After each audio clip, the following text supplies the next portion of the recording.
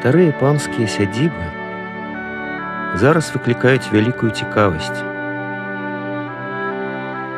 З былых часоў у Беларусі гістарычных аб'ектаў не надта многа захавалася. Асобныя, сапраўдныя руіны, іншыя ўвогуле засталіся ва ўспамінах. Толькі невялікай колькасці старажытных будынкаў пашанцавала больш, паколькі ў іх і цяпер размяшчаюцца розныя ўстановы, і таму яны падтрымліваюцца ў спраўным стане. Між тым, нават занядбаныя маёнткі пры жаданні можна вярнуць з заняпаду. У гэтым прынамсі пераконвае прыклад чырвонабярэжскага сядзібнага дома Козел-Паклеўскіх, які стаіць на ўзбярэжжы ракі Добасна. Мясціны тут проста шыкоўныя. З высокага пагорка адкрываюцца такія маляўнічыя краявіды, якія рэдка дзе сустрэнеш.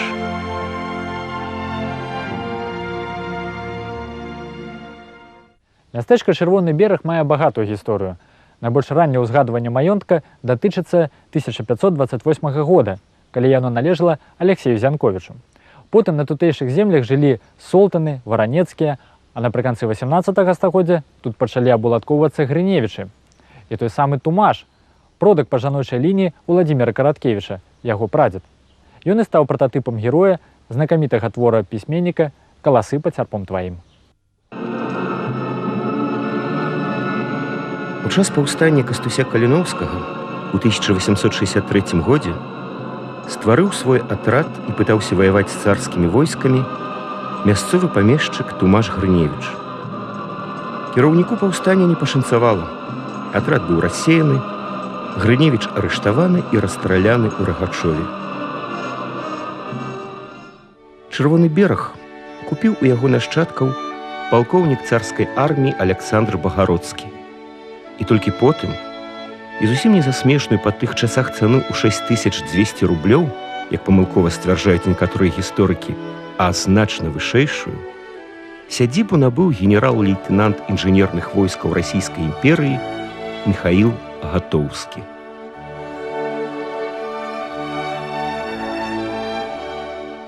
Гатоўскі на той час жыў у Петербурзе. Якім чынам ён мог апынуцца ў Чырвоным беразе, застаецца загадкай. Але ёсць і зачэпка, і яна выклікае інтарэс. За 40 кіламетраў ад мястэчка Чырвоны бераг быў Бабруйск. Месцазнаходжанне горада заўсёды вабіла прадпрыемлівых людзей.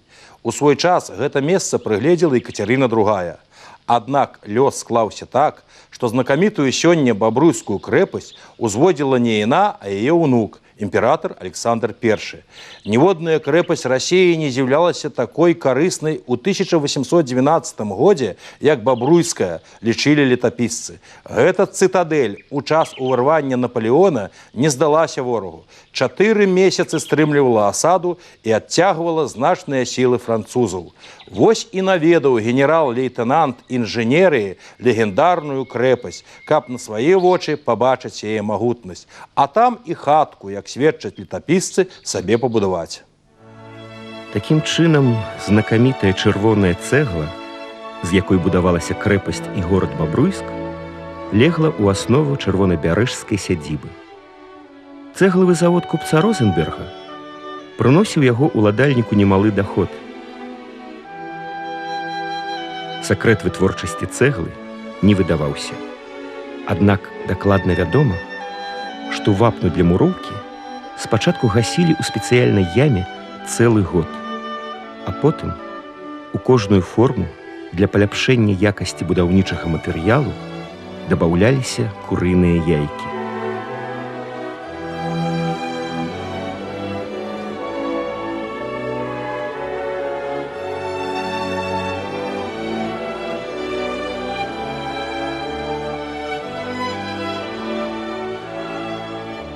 Гавораць, пры будаўніцтве палаца сялянам плацілі па 5 капеек за 400 прывезеных з Бабруйску цэглаў. І жадаючых зарабіць, а за некалькі паездак можна было купіць карову, хапала з лішкай. Вось гэты так званы цэглавы стыль і быў адным з накірункаў рацыянальнай архітэктуры. Ён быў звязаны з імкненнем архітэктараў замяніць недаўгавечную і нетрывалую тынкоўку на высокаякасную цэглу.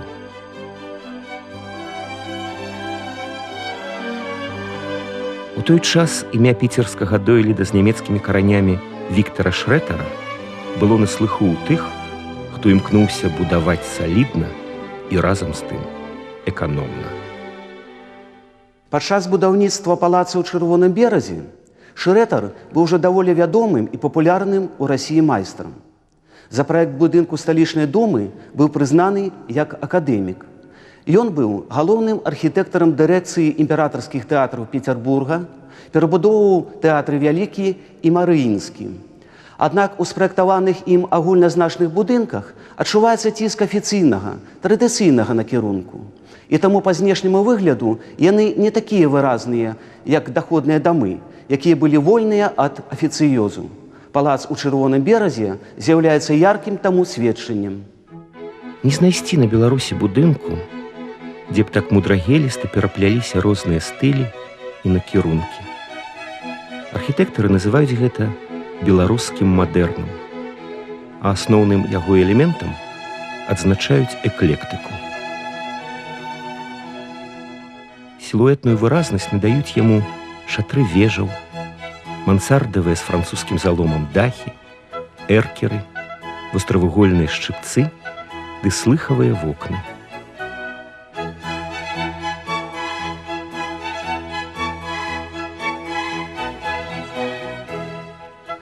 Чырвоная цэгла і выбеленыя сцены ствараюць яскравы каларыт, а дэкаратыўныя элементы з камяня пясчаніка і серабрыстых лускаватых шатроў дадаюць яму вычурнасці. На фасадзе розныя па велічыні прамавугольныя вокны у шырокіх люстраваных ліштвах, аблюбаваны прыём Шрэтара. Праектант абраў стыль нямецкі рэнесанс, а дакладней рэнесансны гістарызм або неарэнесанс. У архітэктурна-кампазіцыйным вырашэнні дамінуе асіметрыя са складаным спалучэннем аб'ёмаў. Тут і элементы неаготыкі, ампіра, мадэрна. Мастацтва 19 стагоддзя зарадзілася ў агні напалеонаўскіх войнаў і памерла перад пачаткам Першай сусветнай вайны. Яно развівалася ва ўмовах адноснага агульнага спакою і сталага мірнага жыцця. Было яно асвечана рамантычнай верай у лепшую будучыню і абапіралася на высакароднасць ідэй. Менавіта ў 19 стагоддзі усталяваўся погляд на гісторыю як на адзіны паступальны працэс, дзе ніводны этап не можа быць выключаны або, наабарот, нейкім чынам асабліва вылучаны. У мастацтве гэта стварала ілюзію эфекта прысутнасці ў розных эпохах сусветнай гісторыі. Шматстылёвая архітэктура найбольш ярка выяўлялася ў рашэнні інтэр'ераў сядзібных дамоў і палацаў. На змену стылістычнаму адзінству прыйшоў дакладна разлічаны кантраст. У палацы меліся залы гатычныя, рэнесансныя, раманскія, арабскія ў стылі альгамбры. Трэба азначыць, са шматлікіх палацаў на тэрыторыі Беларусі і на іншай былой усходняй тэрыторыі Рэчы Паспалітай стыль альгамбры быў азначаны толькі ў палацы Чырвонага берага. З пункту гледжання арыгінальнасці, здавалася б, самых простых узораў, ніводная культура не здольная канкурыраваць з арабскай культурай маўрытанскага перыяду. У Чырвонабярэжскім палацы некалі стаяла арыгінальная мэбля з Дамаска, інкруставаная перламутрам. У бальнай зале прысутнічалі рысы стылю эпохі Людовіка XVI.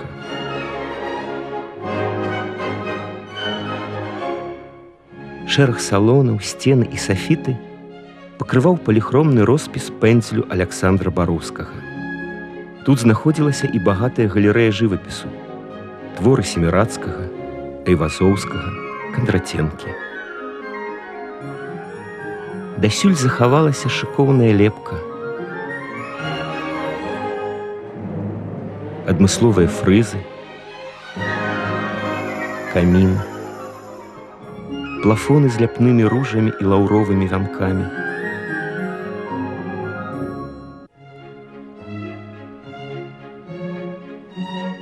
Керамічнае пакрыццё падлогі. Але самае галоўнае, кожная з 36 залаў адпавядала пэўнаму гістарычнаму перыяду.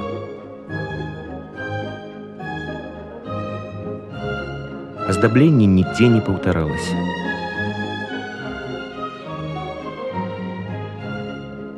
Венецыянскі крышталь, англійскі фаянс, французскі фарфор уносілі сваю лепту ў вытанчаную гармонію архітэктурнага ансамбля.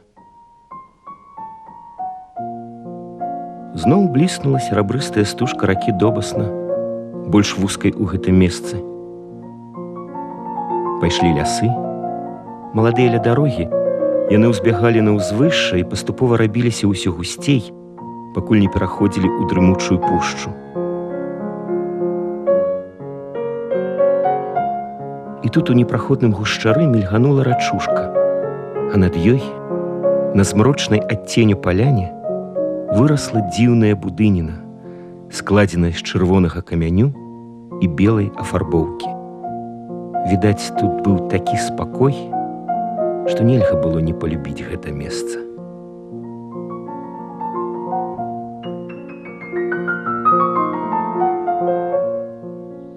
Пытанне аб дакладнай даце набыцця чырвонага берага Міхаілам Гатоўскім пакуль застаецца адкрытым.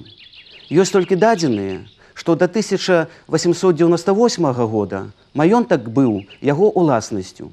Потым ён перайшоў да яго дачкі Марыі, а ўжо праз Марыю, як пасаг, маёнтак перайшоў Вінцэнту Козел-Паклеўскаму, наследніку вялікай уласнасці на Урале і Сібіры, створанай няспыннай працай яго бацькі, прадпрымальніка, мільянера, грамадскага дзеяча, мецэната Альфонса Козел-Паклеўскага. «Гэта тваё», — гаварыў Марыі бацька, «твая зямля і тваё неба. Памятай, усё жыццё ты будзеш піць ваду з Добасны і абмываць гэтай вадой нованароджаных, і адабраць гэта ў цябе ніхто не можа. Ні чалавек, ні Бог, ні д'ябл. Адна смерць». Аднак Марыя бавіла час у сталіцы. У радавы маёнтак наведвалася раз-пораз. Добра, калі гэта было раз у гаду на свой дзень нараджэння. А яшчэ, кажуць, на дажынках тут збіралася ўся тутэйшая талака. Пані Марыя не шкадавала людзям прысмакаў. А ўвесь час маёнткам кіраваў дваранін Уладзіслаў Лязніцкі па даверанасці ўладальніцы Марыі. Козел-Паклеўскі – літоўскі дваранскі род. Літоўскі таму, што, пачынаючы з 17 стагоддзя, менавіта ў Літве знаходзіліся маёнткі, землі і іншая ўласнасць гэтай сям'і. Самі яны лічылі сябе палякамі. Аднак, калі казаць больш дакладна, то і палякамі яны не былі. Род гэты меў рускае паходжанне. Роданачальнікам Козел-Паклеўскіх быў нехта Казлоў. Відаць, быў ён непростага звання, калі ад караля Сігізмунда Аўгуста атрымаў маёнтак і дваранскі тытул, пад якім меўся на ўвазе герб. А як сведчаць дакументы, герб Козел-Паклеўскіх меч і стрэлы меў рускае паходжанне. На чырвоным полі, на краі срэбнага паўмесяца 3 стралы. Адна ў сярэдзіне, 2 па баках.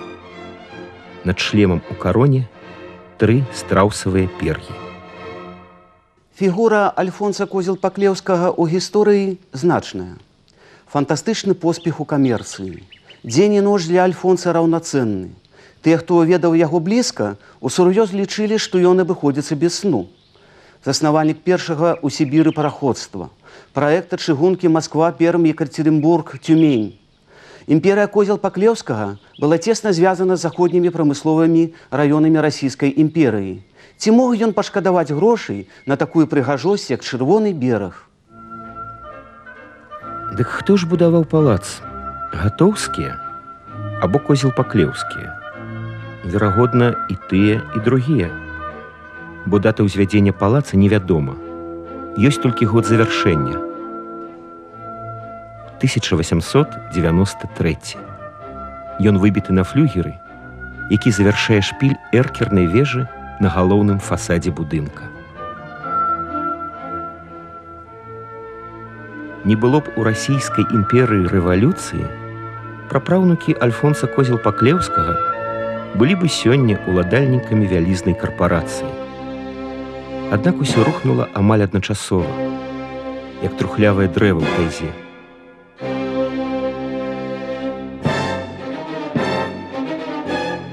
Праўда, нікога з Козел-Паклеўскіх яно не прыдушыла. Марыя з сям'ёй пакінула Расію ў 1919 годзе.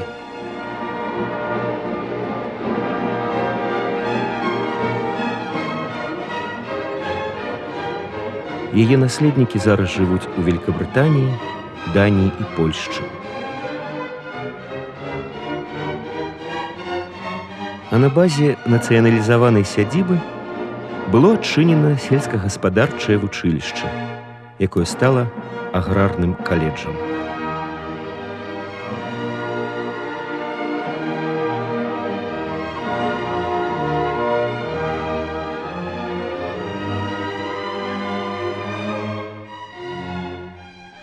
На тэрыторыі сядзібы захаваўся будынак спіртзавода, некалькі гаспадарчых пабудоў, флігель, дзе жыў эканом. Аднак несумненнай вартасцю комплекса з'яўляецца добрая захаванасць, непапсаванасць самой сядзібы. Без перабольшванняў можна сказаць, што аналагаў па гэтым крытэрыю ёй у Беларусі няма. Не так даўно з Англіі прыязджалі нашчадкі Козел-Паклеўскіх, шмат фатаграфавалі і ніяк не маглі зразумець, як пасля столькіх гістарычных катаклізмаў іх радавая сядзіба мае прыстойны выгляд. Побач з палацам на плошчы 10 гектараў быў разбіты англійскі парк пейзажна-рэгулярнага тыпу планіроўкі.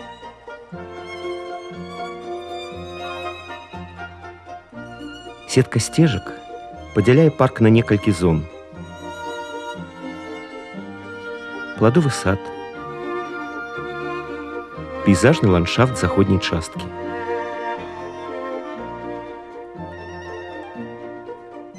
Дрэвы былі пасаджаны такім чынам, каб вечназялёныя і лістападныя віды спалучаліся. Усе расліны старанна падбіраліся з улікам афарбоўкі лісця на працягу сезона.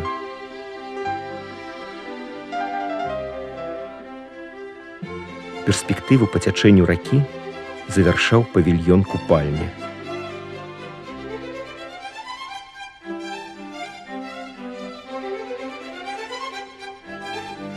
Да панскай рэзідэнцыі вядзе пад'язная алея, якая даходзіць да мураванай брамы, вырашанай у гатычных формах. Стральчатая арка фланкіравана 8граннымі вежачкамі.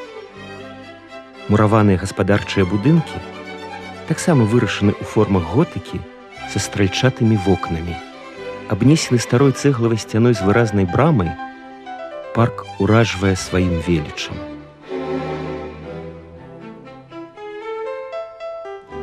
Знешне сам палац нядрэнна захаваўся, хаця яму каля 120 гадоў. Сядзібе ўдалося захаваць свой шарм. Каб вярнуць гістарычную дакладнасць, яе неабходна прывесці ў першапачатковы выгляд з улікам асаблівасцей архітэктуры будынка. Зразумела, такая муляжная рэканструкцыя ў свеце не вітаецца. Але ў 2003 годзе быў прыняты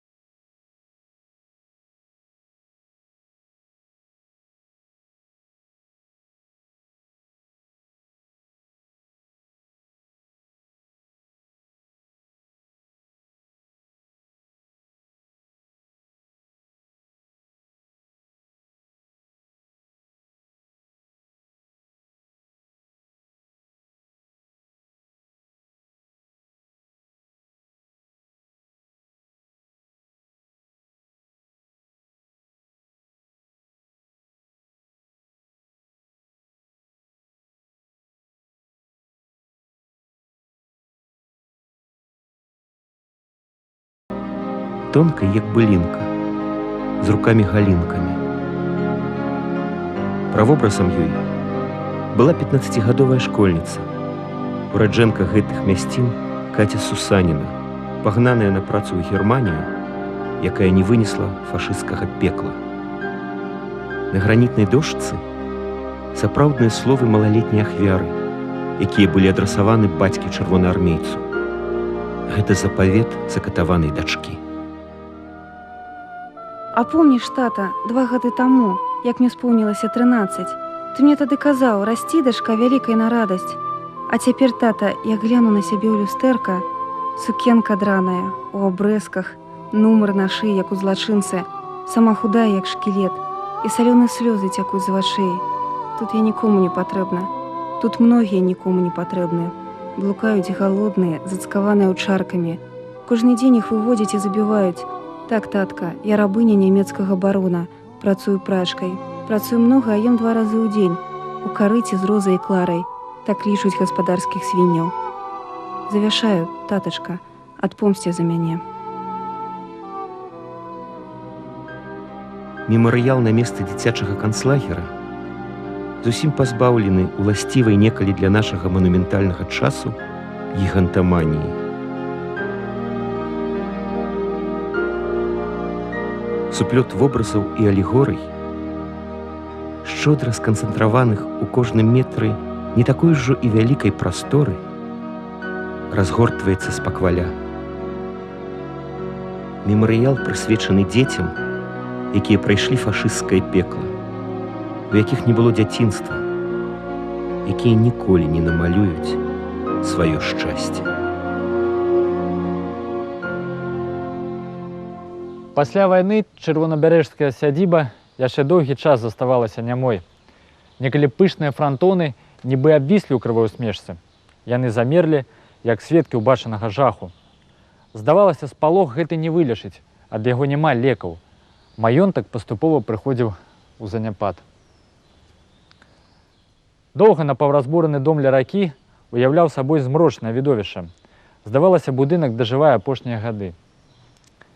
Так, дарэчы, адбылося б, але ў гістарычнага аб'екта з'явіўся шанс на другое нараджэнне.